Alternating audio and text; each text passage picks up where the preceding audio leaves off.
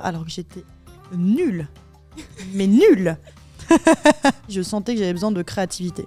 J'avais besoin de m'exprimer. J'ai un gros problème avec l'autorité et en plus je suis quelqu'un de très indépendant, donc les deux corrélés, ça fait que je suis un peu une bête sauvage. Je te jure, il me l'a annoncé comme ça. Ça a été le plus gros coup près qui me soit tombé dans la gueule en fait.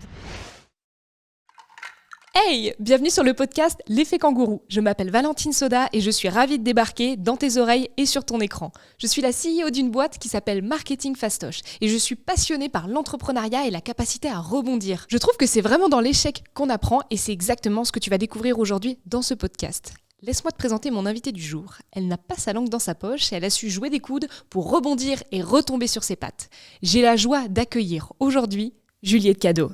Salut Juliette et bienvenue dans l'effet kangourou. Merci beaucoup Valentine, merci de me recevoir. Je suis vraiment ravie de t'accueillir aujourd'hui.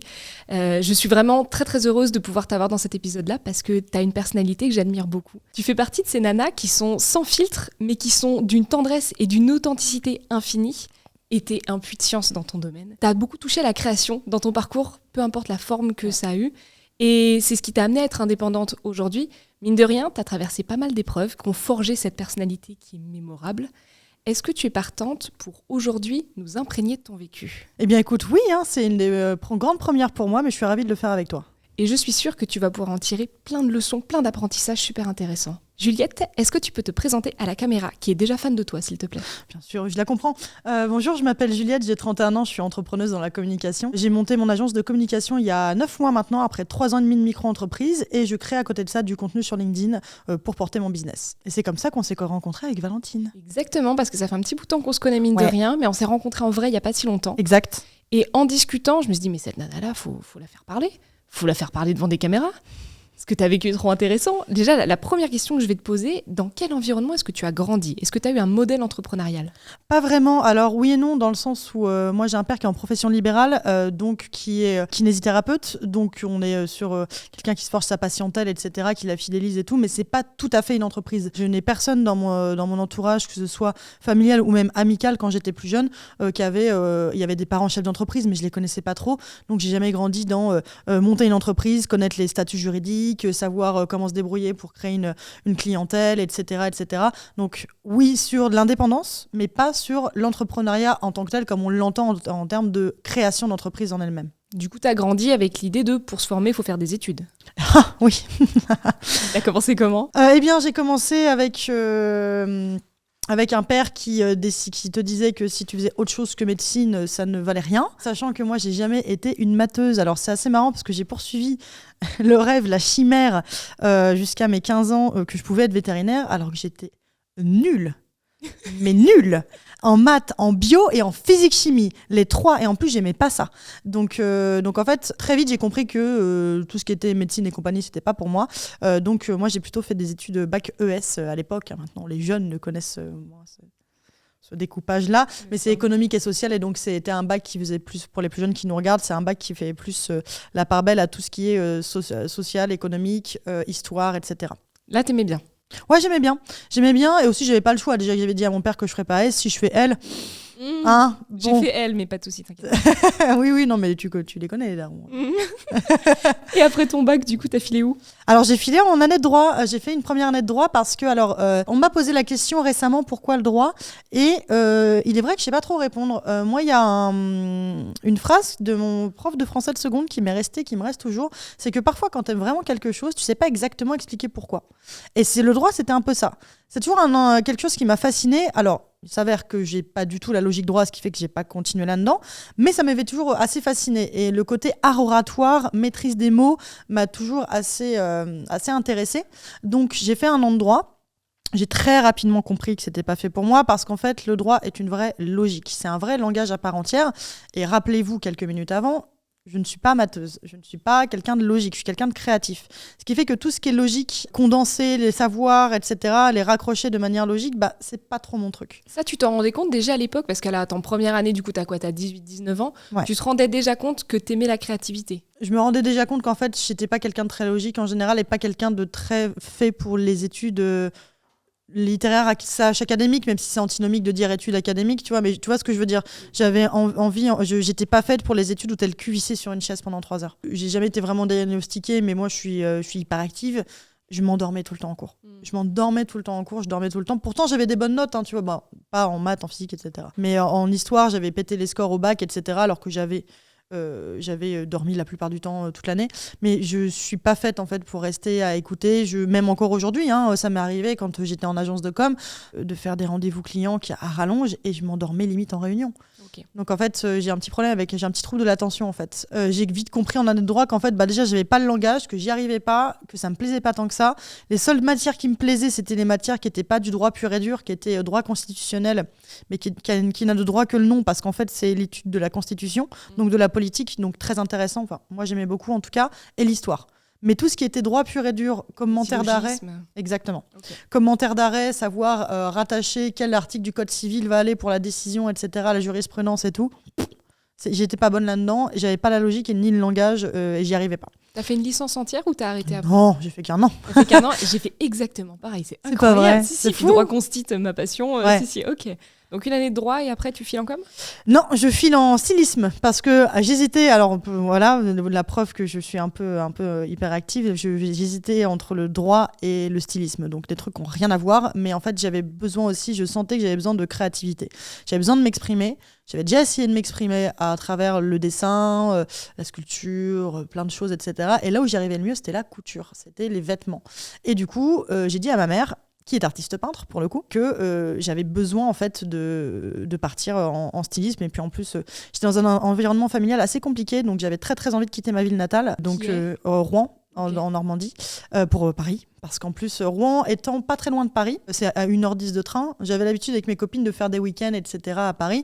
Moi, c'était un peu la vie rêvée. J'ai besoin d'une ville qui soit aussi hyper active que moi. Et du coup, une petite ville comme Rouen me satisfaisait pas, je m'ennuyais, j'avais besoin de plus grand, plus de choses, plus d'opportunités, etc. À Paris, t'as trouvé ton compte ? Ouais, complètement. Okay. Complètement. Et du coup, donc, c'est comme ça que je suis partie. En fait, ma mère m'a dit, écoute, tu passes tes entretiens, tes dossiers, etc. parce que c'était sur dossier pour rentrer dans les écoles de mode que je visais. Elle m'a dit, si tu les réussis, on en parle à ton père. Et je les ai réussis. Et du coup, j'ai choisi une des écoles.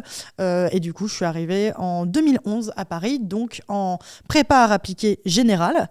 Okay. Parce qu'en fait, à l'époque encore, c'est après que je me suis dirigée vers le stylisme, mais à l'époque encore, j'hésitais encore avec le design d'objets, par exemple. Et finalement, j'ai choisi le stylisme. Et donc, j'ai fait une prépa art appliqué, suivi de 2 ans d'études. Et l'équivalent des 3, ça fait un équivalent licence en stylisme. Donc là, tu as ta licence en stylisme. C'est cool. Tu commences par quoi ? Pas rien du tout qui n'a rien à voir avec le stylisme. Alors, nouveau revirement de situation. Il s'avère que en avril 2014, une de mes meilleures amies d'enfance m'envoie une annonce de poste dans un magazine que je lis beaucoup à l'époque, qui s'appelle mademoiselle.com.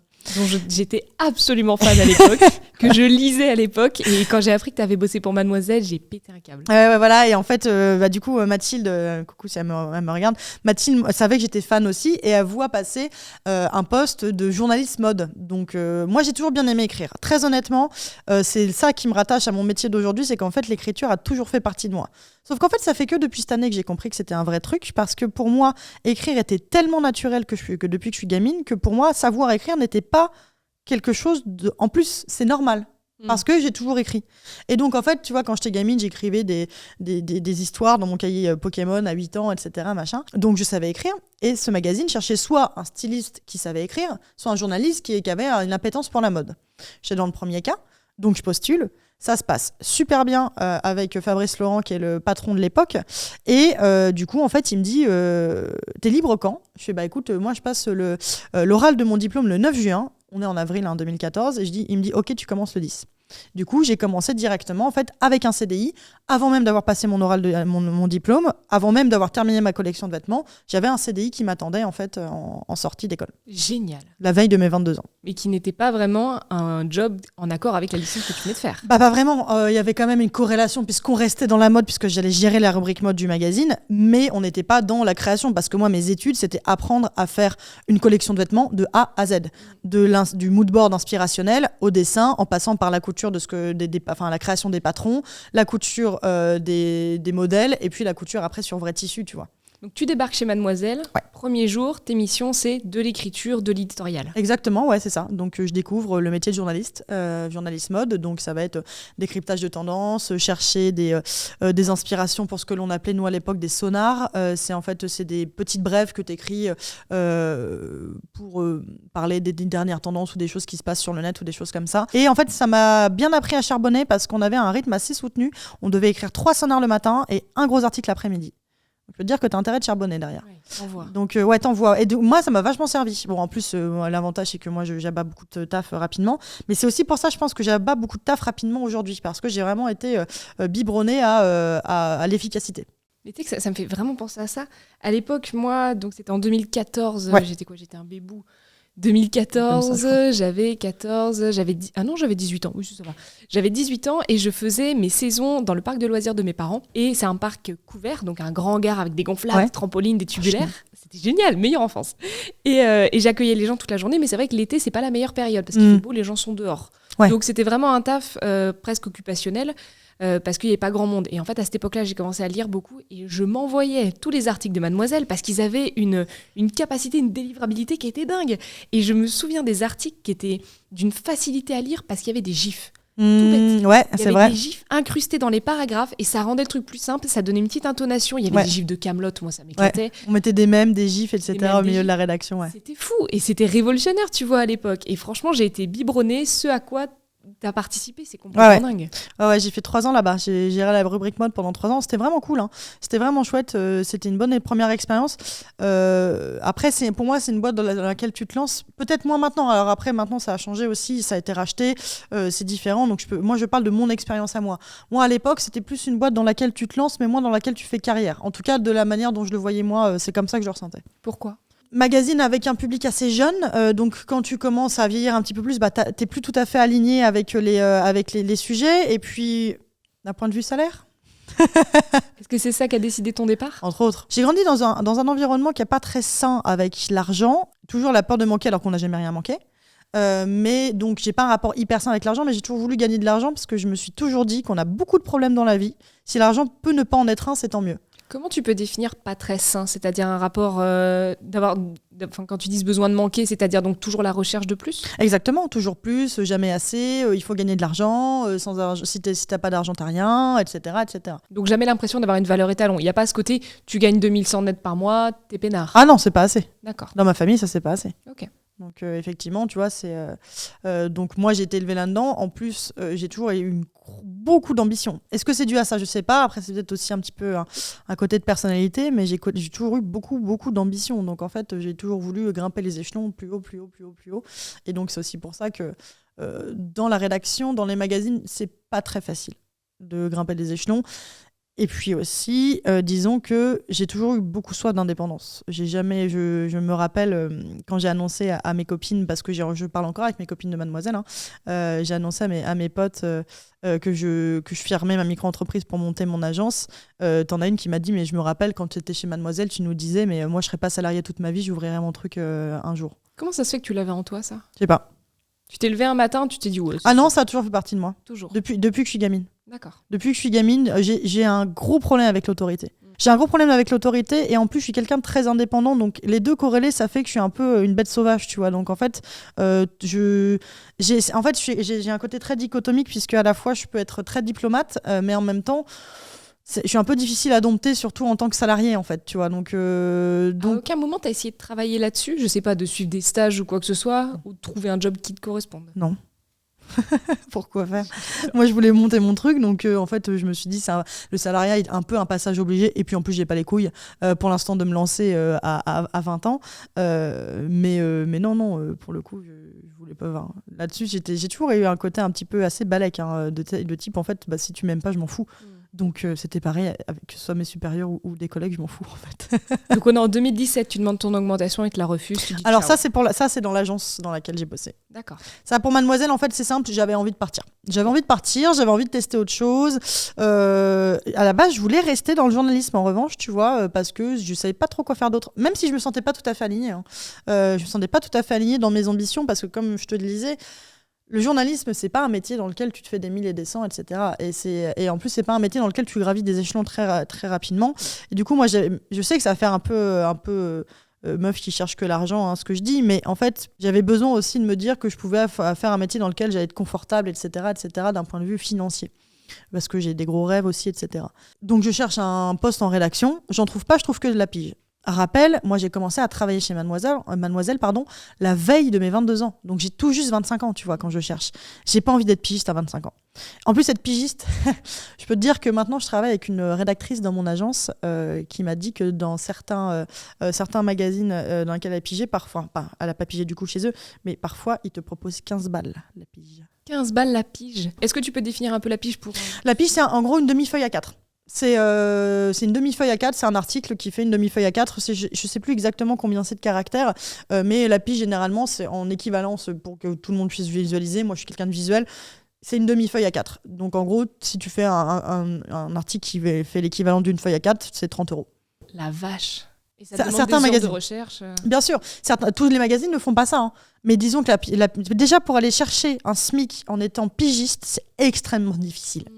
Donc, j'ai pas envie de cette vie-là, en fait. Moi, ça me saoule. Et puis, je sais pas, il y a un truc qui me manque. Et en fait, j'ai saisi une opportunité qui est... en fait, je suis rentrée dans l'agence qui appartenait au groupe. Je décroche un entretien, mais pas pour un poste en rédaction, mais pour un poste en tant que brand content / social media manager, en fait. Et du coup, ça se passe super bien avec la supérieure, donc elle me dit OK. Et en fait, là, je découvre la com, puisqu'en fait, moi, je ne connaissais pas. Hein. Je suis autodidacte complètement, que ce soit sur le journalisme ou sur la com.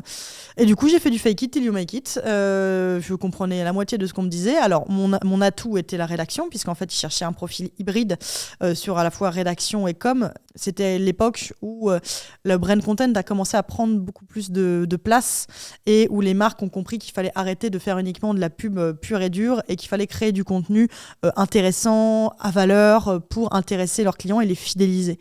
Et du coup, j'ai commencé en bossant avec des Carrefour, Coca-Cola, 5 Mondes, Lego Duplo, etc., etc. Ok. Donc des grandes marques tout de suite. Yes. Pour un boulot auquel tu connaissais que dalle. Que dalle. Okay. Tu me poses... moi, j'avais la BusyDev qui me dit « Oui, Juliette, tu me peux faire une reco là-dessus ?» Je fais « Évidemment, bien sûr. » Je googlais. Tu disais oui à tout. Mais bien sûr. Et je googlais. Je googlais énormément. C'est bien Google. Oh oui, c'est très pratique. Oh, c'est pas mal comme outil. On aime bien. Donc tu restes combien de temps dans cette agence ? 2 ans. 2 ans. Et qu'est-ce qui se passe au bout des 2 ans ? Eh bien justement. Alors il y a eu un contexte de rachat, hein, parce que moi quand je suis arrivée, c'était un autre actionnaire majoritaire et est arrivé en même temps. Au moment du rachat, l'agence continue à appartenir au groupe, mais est rachetée par 2 nouveaux patrons, etc., qui décident d'en faire une vraie agence à part entière. Du coup, les mecs rachètent. Ils créent une nouvelle structure, donc ça devient une vraie agence. Donc pour le coup, je prends un peu plus en compétence parce que tu vois, j'ai des vrais moods d'agence alors qu'avant c'était un petit peu hybride, et je savais pas trop quoi faire, etc. On me promet une augmentation. En fait, moi, on m'avait promis une augmentation avant qu'il y ait le rachat. J'en parle aux deux nouveaux patrons qui me disent oui, t'inquiète pas, il y a pas de souci. Nous, on entend parfaitement. En revanche, on en reparle à la rentrée. On prend rendez-vous en octobre. Ok, fair enough. Sauf qu'en fait, ça c'est le prix de ma leçon. C'est de ne pas avoir couplé d'un mail. Et parce que que de l'oral. C'était que de l'oral. Et du coup, j'arrive en octobre. Déjà, je galère à avoir mon rendez-vous. Premier red flag. Je galère à avoir mon rendez-vous. Et une fois que je l'ai, en gros, en substance, on dit mais de quoi tu parles ? On n'a jamais parlé de ça. Oh là là, l'erreur. Ça, jamais, les gars. Toujours. Tout ce qui se dit à l'oral, on le réécrit derrière, on renvoie un mail, on certifie. Dans le business, toute promesse orale n'a aucune valeur tant qu'elle n'est pas écrite derrière. C'est Juliette Cadeau qui le dit. Et c'est le prix de ma leçon. C'est simple, c'est le prix de ma leçon. Mais par contre, tu vois, au bout d'un moment, j'ai commencé à devenir gênante. Parce qu'ils savaient, je savais, ils savaient, nous savions. Et du coup, qu'est-ce qui se passe ? Eh bien, au mois de décembre, t'as une nana de l'agence qui n'a rien à voir hiérarchiquement avec moi, qui est pote avec les patrons, et qui vient me voir et qui me dit « Juliette, ce serait pas mal si tu cherches un nouveau boulot. » Arrête. Je te jure, ils me l'ont annoncé comme ça. Je suis outrée. Les mecs, par contre, ne m'ont pas parlé pendant tout le processus. Ils m'ont pas adressé un mot, ni même un regard, ni même un bonjour. En gros, mise au placard, comme ça tu dégages. Ils t'ont envoyé une nana de faire passer le mot Zef. Ouais. Donc je me suis battue par contre. Là, je me suis battue. Là, je me suis battue. Vraiment, ils ont réveillé le Kraken. Genre, vraiment, j'étais pas du tout contente. Donc d'abord, j'ai pleuré. Hein. Évidemment, je vais pas faire la meuf. J'ai bien chialé ma race. Hein. J'étais jeune. Encore une fois, j'étais assez jeune. Hein. Maintenant, j'ai 31 ans. Là, 2017, tu vois, j'avais, je crois, 26 ans. Donc moi j'ai commencé ma carrière très jeune, hein, donc j'avais déjà 5 ans de taf dans les pattes, mais j'avais que 26 ans, tu vois. Donc je chiale ma race, mais après je décide de me battre. C'est-à-dire que là t'as réveillé un truc, mon pote, t'es pas content. Vraiment je fais des trucs, t'aimerais pas les recevoir. Hein. C'est de là que moi je connais un peu Juliette, vous ne connaissez pas encore aussi mieux que je la connais, ça va pas tarder. Il vaut mieux être son ami que son ennemi. Et du coup, alors je me fais convoquer par la RH qui essaye de me dire oui, tu sais, c'est parce que tu rends pas les trucs, qu'ils veulent te... J'ai fait, alors attends, tu vas t'arrêter tout de suite. Parce que là, si tu continues, c'est de la diffamation. Là, vraiment, je l'ai arrêté tout de suite en lui disant, en fait, là, vraiment, arrête tout de suite parce que je te jure que ça va aller beaucoup plus loin si tu continues à dire des choses comme ça. Parce que toi et moi et eux savent que c'est complètement faux. Elle commence à essayer d'invoquer ça. Je l'arrête, donc elle cherche une autre excuse. Nouvelle excuse, c'était oui, tu sais, en fait, ils ne veulent plus de brand content manager. J'étais aussi copywriter. Les mecs ont le nez creux. Hein. Alors c'était faux, hein, bien sûr. Mais les mecs disent on croit pas au copywriting. On veut plus d'éditorial dans l'agence. On veut faire que du social media. Puis, si je peux me permettre, 5-6 ans après, ça a totalement disparu. Oui. Les mecs, ils l'ont senti quand ils même. Sont doués. Coup, hein. Ils sont doués. Non, mais c'est surtout qu'en fait, ils voulaient se débarrasser de moi. Évidemment qu'il y a eu un copywriter qui arrive après. Et donc la meuf des RH me dit mais ils veulent supprimer ce poste, etc. Je lui fais alors premièrement. Je te parie, ma main à couper dans le feu. Sur les orties. Exactement, avec mes mecs que j'ai poussé dedans d'abord. qu'ils vont réembaucher quelqu'un derrière. Je fais, mais d'accord, très bien. Je fais, en revanche, je vais te dire un truc. Ça s'appelle un licenciement économique, quand il y a une suppression de poste. Donc si vous me virez pour autre chose qu'un licenciement économique, on ira au prud'homme. Donc tu connaissais bien tes droits. Avantage d'avoir fait du droit et d'avoir des potes avocats. Génial. Allez, check, ça t'a servi. Je me pose ici une seconde, je trouve ça super intéressant ce qu'elle est en train de nous dire, Juliette. Comment t'aurais réagi à sa place ? Est-ce que t'aurais fait exactement la même chose ? Allez, on reprend. Et du coup, donc, alors les DRH et les RH, il faut savoir qu'ils sont aussi formés pour voir la dangerosité de certaines personnes. Soyez dangereux, les amis. Faites partie de ces gens-là. Donc en fait, c'est simple. Donc elle a flippé de ouf. Ce qu'ils ont fait, c'est qu'après, je me suis pas battue de ouf, je les ai pas emmenés au prud'homme non plus, parce qu'en fait, moi, ce que je voulais, c'est qu'ils alignent un gros chèque. Et c'est ce qu'ils ont fait. Ils m'ont proposé un chèque qui n'avait jamais été vu pour seulement 2 ans d'ancienneté, parce qu'en fait, il faut savoir qu'il y a certains groupes qui ont une peur bleue des procès, et ce groupe en fait partie. Donc, dès que tu balances la carte procès, bam, du coup, et en plus, l'avantage quand tu es salarié, au prud'homme, généralement, c'est pas les entreprises qui gagnent, c'est plutôt les salariés. Tu joues le salarié et pleurer. Tu joues le salarié et pleurer en disant « ça m'empêche de dormir ». Je suis traumatisée, etc., etc. Je peux te dire que derrière, ça va aligner le chèque. Ça me fout des angoisses un peu ce que tu dis, parce que moi, du coup, je suis plus du côté employeur, et ouais, toi moi aussi maintenant, tu l'es. Entendre des discours comme ça, c'est flippant, et en même temps, j'ai tellement d'histoires de potes qui se sont fait avoir, qui ont été bousillés, qui ont du mal à se remettre déjà psychologiquement, et puis en plus pécuniairement, parfois de boîtes comme ça, d'arrangement. Donc je trouve que ton message, il est super important. Et il faut faire la part des choses. Oui, évidemment que les employeurs ont des responsabilités, et que ça, c'est dégueulasse. Il y a un moment, en fait, tu fais bien les choses. Moi, tu vois, s'ils avaient fait les choses dans l'ordre, c'est-à-dire qu'en fait, me dire pourquoi ils voulaient se séparer de moi de manière sincère et qu'ils m'avaient pas foutu au placard et qu'ils m'avaient pas arrêté de me parler pendant 2 mois, franchement, on aurait pu s'arranger. Franchement, on aurait pu s'arranger, tu vois. Sauf qu'en fait, tu joues au con, on va jouer au con. Tu veux pas foutre les gens dans la merde et les prendre comme des merdes et t'attendre à ce qu'ils tendent l'autre joue. C'est pas mon genre. Et puis après, c'était des gens très très toxiques aussi, parce que j'ai su après que quand je suis partie, qu'en gros, ils appelaient une mise au placard une Juliette cadeau. Donc voilà. Arrête. Ah oui, non, mais c'est des gens super. Donc en fait, il y a un moment où, en fait, tu vois, tu cherches un peu la merde, tu la trouves aussi, tu vois. Donc là, tu termines cette histoire. Ouais, tu prends un petit peu de temps pour t'en mettre psychologiquement. Ouais, alors pas tant que ça, parce qu'en fait, moi, je suis quelqu'un, et on en parlera juste après, mais je suis quelqu'un qui a besoin d'être dans l'action, en fait. Du coup, pas tant que ça, parce qu'en plus, comme ça arrivait un peu comme un coup près, il s'avère que j'avais pas eu le temps, entre guillemets, de chercher un autre poste. Cela dit, c'est là où je les remercie. C'est qu'en fait, l'avoir fait du jour au lendemain comme ça, c'est ce qui m'a permis enfin d'avoir le coup de pied au cul pour me lancer en indépendance.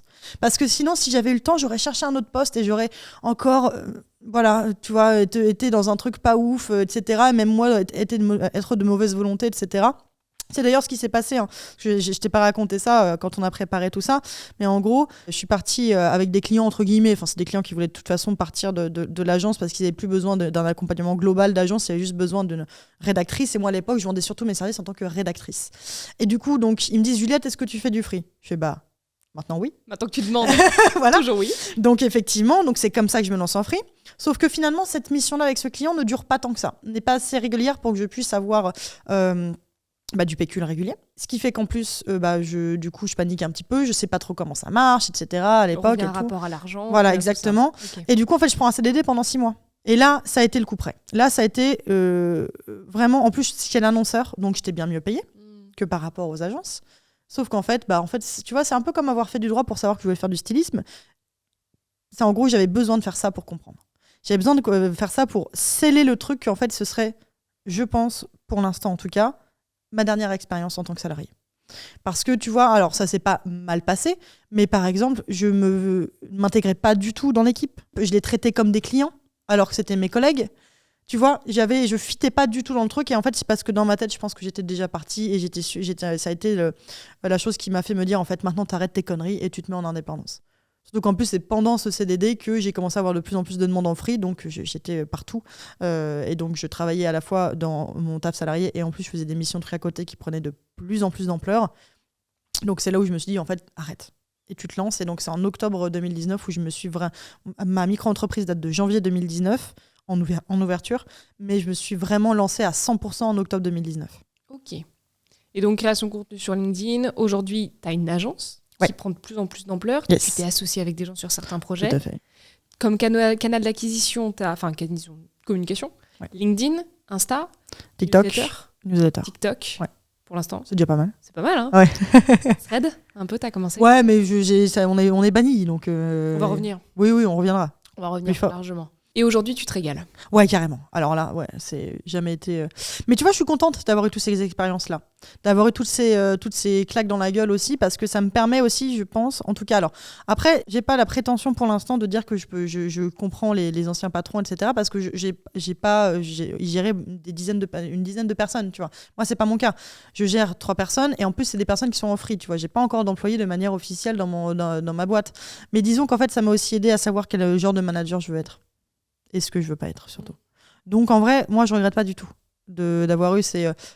si c'était à refaire, je le referais, en fait, pour le coup. Parce qu'en fait, je pense que tout chemin est bon à prendre, même s'il est sinueux. Donc, en vrai, pour le coup, c'est pas grave, en fait, d'avoir fait du droit, puis de la mode, puis journaliste, puis machin. Pour moi, en fait, ça va aussi avec le chemin, et c'est ce qui m'a permis, en fait, de rebondir, de savoir ce que je veux, de savoir ce que je veux pas, de savoir ce que je veux être, et de savoir ce que je veux pas être.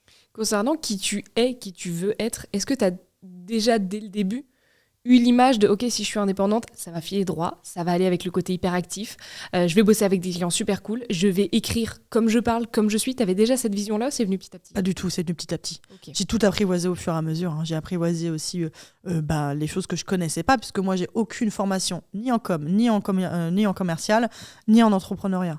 Donc en fait, j'ai appris aussi à savoir comment trouver des clients, comment les signer, comment les fidéliser, etc., etc. J'ai un très bon relationnel, donc ça n'a pas été difficile. Et j'apprends vite, en vrai. Pour le coup, j'ai cet avantage, c'est d'apprendre très très vite. Tu vois, j'en ai parlé dans un post récemment sur LinkedIn sur mon parcours, et quelqu'un me disait « Ah ouais, mais être autodidacte, c'est top parce que ça montre que tu as aussi la volonté de te bouffer plein de vidéos YouTube, des formations, etc. » Je vous arrête tout de suite, j'ai jamais bouffé une seule vidéo YouTube. J'ai jamais regardé une seule vidéo YouTube sur le marketing, etc. Je lis pas de bouquins sur le marketing, je lis pas de bouquins sur la stratégie. Mais en fait, j'ai cette chance assez scandaleuse d'apprendre extrêmement vite et de pouvoir adapter, recracher. Ça s'est fait petit à petit, en fait, à chaque fois où je testais des trucs, je voyais, etc. Machin.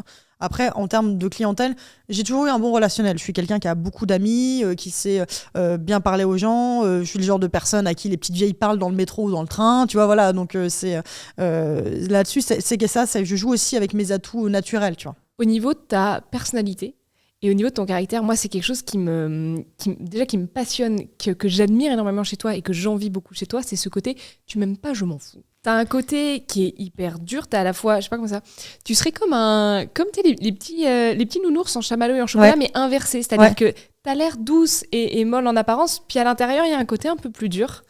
Et t'as ce côté dur parce que je sais parce que tu m'as expliqué ce qui s'est passé. Je me permets de te poser la question. Est-ce que tu pourrais nous raconter ce qui s'est passé le mardi 28 janvier 2014 ? Là, je me pose une seconde juste pour te dire que c'est un sujet très touchy qu'on va aborder avec Juliette. C'est une séquence qui est assez forte en émotion et qui est importante pour elle. Du coup, je compte sur ta bienveillance en commentaire parce que le témoignage, il est vraiment pas simple à livrer. Ouais, c'était un mardi comme les autres le soir. C'était un mardi comme les autres. J'étais avec ma coloc le soir. Qu'est-ce qu'on décide de regarder ? Je crois qu'il y avait les Star Wars qui passaient à la télé. Et tu vivais où à l'époque ? À Paris déjà, parce que j'avais 21 ans. Ouais, j'avais 21 ans et je suis à Paris depuis 2 ans. Puisque 2-3 ans. Parce que j'étais dans l'année de mes 22 ans. Parce que c'était en janvier. Et je suis à Paris depuis 3 ans, je vis en coloc. Et avec ma coloc, on décide de regarder Star Wars, qui passe à la télé, etc. Et je reçois un coup de fil de mon père, chose qui n'arrive jamais, et du coup, qui m'annonce que ma sœur est décédée. Et donc là, ça a été le plus gros coup près qui me soit tombé dans la gueule, en fait. C'est un séjour de mort qui t'arrive, comme j'aime le dire, comme un frisbee mal lancé dans la gueule, puisque du jour au lendemain, en fait, tu comprends pas ce qui se passe. Enfin, c'est même d'une minute à l'autre, en fait, il y a ta vie qui bascule en entier. Donc c'est ce que j'apprends, et ça a été extrêmement bizarre, tout ce marasme.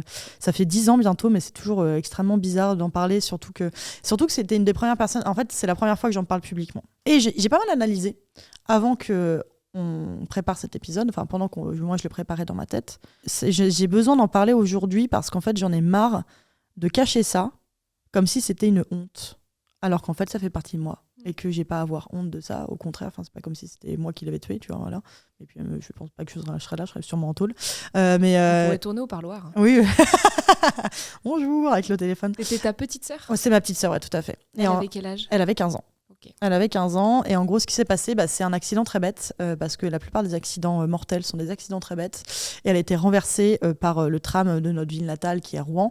Elle l'a pris dans le crâne, et elle a été tuée sur le coup. Et du coup, en fait, là, t'as toute ta vie qui bascule, t'as tout qui s'arrête, tu supplies ta mère au téléphone que ce soit pas vrai. Là, c'est le plus dur, c'est l'annonce. Hein. Vraiment, le plus dur, c'est l'annonce.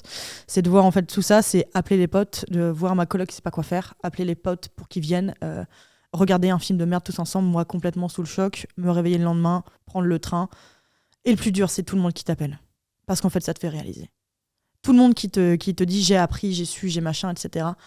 Waouh, en fait, c'est là où tu réalises. Et j'en parlais avec mon mec il n'y a pas si longtemps que ça, pour une de ses amies qui a perdu une de ses amies aussi. Et je lui disais, en fait, tu vois, ce qui est le plus dur dans tout ça, il y a l'annonce et aussi les gens qui te le disent. En fait, c'est-à-dire qu'ils t'envoient un message. En fait, je l'avais dit à mon mec, à chaque fois que quelqu'un perd quelqu'un dans notre entourage, je lui dis attends un peu avant d'envoyer un message. Parce qu'en fait, ce qui fait le plus mal, c'est qu'on te rappelle, qu'on te remette à la réalité. Tu es dans une espèce de bulle, tu es en train de flotter un peu au-dessus de la réalité, et on te rechoppe comme ça en te disant, pardon pour le micro, on te rechoppe comme ça en te disant, en fait, ouais, tu reviens à la réalité, voilà ce qui s'est passé, regarde le bien en face. Donc c'est ça le plus difficile. C'est le rapport aux autres. Est-ce que tu penses que c'est pas ça qui fait, quand tu dis je veux pas avoir honte, est-ce que c'est pas plutôt je veux pas avoir l'avis des gens? En fait, c'est ça, parce qu'en fait, et encore une fois, en fait, tu vois, ça me fait du bien aussi d'en parler publiquement, même si c'est pas un sujet facile. Ça me fait du bien, pourquoi? Parce qu'en fait, ça me permet de me réapproprier tout ça. Parce qu'en fait, on me l'a pris, dans le sens où, comme ça a été la ville de Rouen qui a été mise en cause, ça a été su, il y a eu des articles de journaux, il y a eu des reportages, et j'ai reçu énormément de messages. J'ai reçu, donc à l'époque c'était Facebook, en 2014, j'ai reçu des centaines de messages Facebook de gens que je ne connaissais ni d'Ève ni d'Adam. Des mots gentils, mais aussi des fascinations morbides en mode « elle a eu quoi ta sœur ?» des trucs, voilà, enfin des mots, la plupart étaient gentils. Sauf qu'en fait, effectivement, en fait, je pense que j'ai eu besoin de pas cacher cette partie-là de moi, parce que tous mes amis le savent, hein, on en parle souvent, enfin pas ça souvent, parce que mes amis savent comment je suis. C'est-à-dire qu'en fait, moi, si tu me parles de quelque chose de deep comme ça, si toi tu m'en parles, ça va me saouler. Pas là, dans ce contexte. Mais par contre, si c'est moi qui t'en parle, il n'y a pas de souci. Par contre, en fait, si tu me renvoies ça à la tronche, je vais être extrêmement agressive en disant, en fait, là, tu vas sur un terrain sur lequel c'est pas le tien. Tu as besoin d'être dans le contrôle pour ce sujet aussi sensible. Complètement. Et du coup, en fait, le fait d'en parler me permet de me réapproprier tout ça, parce qu'en fait, on me l'a pas mal pris, parce que tout le monde, en fait, s'était un peu approprié. C'est-à-dire que même à l'enterrement, il y a des gens qui nous disaient c'était comme notre fille. Je me souviens, je me suis retournée, j'ai gueulé, je leur ai dit mais en fait, stop. Il y a mes parents qui sont là. C'est pas ta fille. C'est pas ta fille, c'est celle de mes parents. C'est toujours quelque chose que j'ai trouvé très morbide quand quelqu'un décède. Ouais. C'est important de montrer à quel point moi j'étais proche de cette personne. Ouais. Moi je la connaissais mieux que toi. Et toi dans cette position de grande sœur, ça devait être terrifiant. Mais c'est ça en fait, c'était que les gens se mêlaient de ça, et en fait j'avais envie de leur dire en même temps c'est gentil, mais en même temps laissez-nous tranquilles. C'est déjà suffisamment dur comme ça pour avoir en plus des gens qui me disent ah mais tu sais je la connaissais, c'était ça. Je m'en fous, je suis désolée, mais je m'en fous en fait. T'es proche d'elle en plus ? Ouais, j'étais proche d'elle, ouais, tout à fait. J'étais très proche d'elle, et ce qui m'a tuée, entre guillemets, c'est que j'ai jamais pu lui dire au revoir et on avait prévu de se voir le week-end de la semaine, le mardi, c'était mardi. Je l'avais eu par texto le lundi en lui disant de toute façon on se voit samedi, etc. J'ai hâte. Ça, c'était le plus dur aussi et c'est toujours dur. Comment est-ce que tu as fait pour surmonter ça ? Est-ce que tu as été voir des professionnels ? Ouais, mais pas longtemps après. Longtemps après, parce qu'en fait, le travail de deuil est compliqué déjà en général. Moi, je l'ai fait assez tard en plus, parce que je me souviens pas exactement non plus, parce que t'es un peu choquée aussi sous le choc, mais je me souviens que quelqu'un de ma famille m'avait dit qu'en substance, j'étais la plus forte de la famille, et donc c'était à moi de porter tout le monde. J'avais 21 ans, j'étais une gamine. Et on me dit ça, et du coup, en fait, moi, je l'ai pris comme ça aussi. Et c'est pas très juste de m'avoir dit ça. Non. C'est pas juste du tout de m'avoir dit ça à 21 ans seulement. Mais du coup, j'ai fait un peu mon deuil plus tard. Parce que du coup, je me suis assurée que ça allait bien pour ma mère, ça allait bien pour mon frère, ça allait bien pour mon père, etc. Tu vois, que même pour mes grands-mères et tout, j'essayais en fait puis même je me souviens de ma mère en fait qui m'avait dit mais putain mais toi tu te dérouilles. Hein. Vraiment parce qu'en fait j'étais un peu toujours oubliée. C'est-à-dire que comme moi je suis forte comme tu le dis en fait, tu vois, comme moi je suis forte, on se dit toujours Juliette ça va aller, tu vois. Juliette c'est pas grave, ça va bien. Comme mon frère a eu des problèmes de santé, mais mes parents ils ont perdu leur fille donc évidemment. Et du coup on m'oubliait un peu toujours en fait. Donc je me suis moi-même un peu oubliée. T'es la plus grande de la famille ? Non, je suis la deuxième. Toujours les enfants un peu oubliés, les deuxièmes, de toute façon, en général. Mais effectivement, j'étais un peu oubliée, et donc je me suis un peu oubliée moi-même dans ce combat-là. Et en fait, j'ai été voir des professionnels, je pense... J'étais déjà partie de chez Mademoiselle quand j'ai pas été voir des professionnels. Je pense que c'est bien 3 ans après, si ce n'est 4 ans. Et je continue un peu encore aujourd'hui, tu vois. Alors là, j'ai lâché un peu la psychothérapie. J'ai vu une première psy une fois, mais j'ai arrêté parce que je trouvais qu'elle allait trop deep dans le passé. Et moi, j'avais besoin de travailler sur le présent. Parce que du coup, ton présent est bousillé. Donc en fait, tu débloques des traumas, tu débloques des comportements aussi qui sont problématiques. Et après, j'ai vu une psy sur autre chose qui travaille plus sur le présent, là, jusqu'à récemment. Et là, maintenant, je suis plus avec un coach. Donc en fait, je fais un peu en fonction aussi de mes besoins. Mais ouais, non, pour moi, c'est extrêmement... Enfin, déjà, moi, je pars du principe que tout le monde a besoin de voir un psy. Parce qu'on ait vécu des choses tragiques ou non, on a tous nos casseroles. On a tous des traumas, on a tous des choses qui vont pas, on a tous des choses... Enfin, l'être humain est extrêmement compliqué. Donc pour moi, vraiment, je ne pense pas connaître quelqu'un qui n'a pas besoin de voir un psy. Donc pour moi, ou un psy ou un coach. Hein. Donc effectivement, non, pour moi, c'est très important. Je trouve que peu de gens le font. Et comment tu te sens aujourd'hui ? En vrai, ça va. Ça va encore. J'ai besoin que ça sorte en fait. Tu vois, j'ai besoin en fait d'arrêter d'avoir honte de ça. J'ai besoin de me réapproprier cette histoire-là aussi. J'ai besoin de moins me cacher parce qu'en fait, je me suis aussi pas mal cachée de cette histoire-là pendant un temps parce qu'en fait, pendant pas mal de temps, j'étais la meuf qui a perdu sa sœur. Que ce soit à Rouen, que ce soit à l'école, que ce soit tout ça. En fait, j'ai toujours été un peu estampillée ça, etc. Et en fait, c'est peut-être un peu pour ça que j'ai un petit peu caché cette partie de moi de manière un peu publique parce que tu vois, je vois passer des gens sur LinkedIn ou même des gens sur Twitter ou sur Insta qui parlent de leurs proches décédés, etc. Moi, tu trouveras pas une seule photo de ma sœur même à l'anniversaire, j'en parle même pas, je fais pas de story, rien du tout, pas de post, parce qu'en fait, j'en ai pas honte. Mais ça t'appartient. Ouais, ça m'appartient. Et la pudeur vient aussi du fait qu'en fait, on se l'est tellement approprié pour moi qu'en fait, j'ai envie de dire, laissez-moi tranquille. En fait, je fais ce que je veux, tu vois. Et du coup, aujourd'hui, ça va. C'est toujours un peu dur, hein, bien sûr. C'est un peu une plaie ouverte qui restera toujours ouverte, mais c'est de mieux en mieux. Dans le sens où en fait, tu t'en remets jamais, mais tu vis de mieux en mieux avec. Dans le sens où, par exemple, les souvenirs t'attendrissent plus qu'ils te font pleurer, alors qu'avant, avant que ça te faisait pleurer. Les rêves sont moins fréquents aussi. Comment elle s'appelait ta sœur ? C'est Charlotte. Ça me touche énormément que tu me partages ça aujourd'hui et je trouve ça hyper courageux, très très fort de se dire non, je veux me réapproprier cette histoire parce qu'elle a été trop publique, parce que beaucoup trop de gens ont voulu s'en accaparer. Et le rôle de ok, t'es le pilier de la famille, tu dois t'en assurer. Je suis sûre qu'il y a énormément de monde qui vont se retrouver dans ce rôle-là, malheureusement. Et aujourd'hui, Juliette, du coup, sacré caractère, sacrée authenticité. T'as des amis qui t'aiment profondément, très très sincèrement pour qui t'es, parce que tu changes aussi. Complètement. De gens. Tes clients t'adorent. Moi, je suis trop contente de te voir évoluer sur les réseaux parce que c'est difficile d'avoir une image vraie sur les réseaux. Et toi, ça se voit. Et c'est ce qu'on en avait discuté, c'est la chose qui choque le plus les gens, c'est qu'on voit que sur les réseaux sociaux, t'es la même qu'en vrai. T'as les mêmes expressions, les mêmes façons d'être. Et je trouve ça extrêmement touchant. Et je ne peux te souhaiter que la propulsion.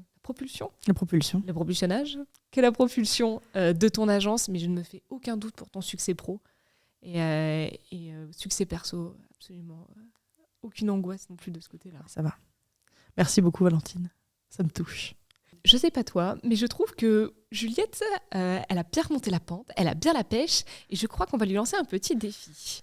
Mon Dieu, pour quelqu'un qui a des troubles de l'attention comme moi, ça va être difficile. Est-ce que tu connais le burger de la mort? Non, je ne connais pas, Valentine, qu'est-ce que Mais c'est? écoute, je t'explique, Juliette. Ah, merci. Je vais te poser 10 questions à la suite, tu vas mémoriser les réponses et tu vas me les sortir toutes d'un coup à la fin. C'est un jeu de mémorisation. Très bien. C'est un peu j'ai dans ma valise, finalement. C'est un peu j'ai dans ma valise. Est-ce que tu es prête? Je suis prête. On est parti, Juliette. Allons-y. Ok, Juliette. Je vais te poser les 10 questions. Ouais. Si tu veux, tu peux fermer les yeux pour te concentrer. Peut-être. Et me faire un petit signe de tête quand t'es prête pour la question d'après. Ok. On est parti? Vas-y.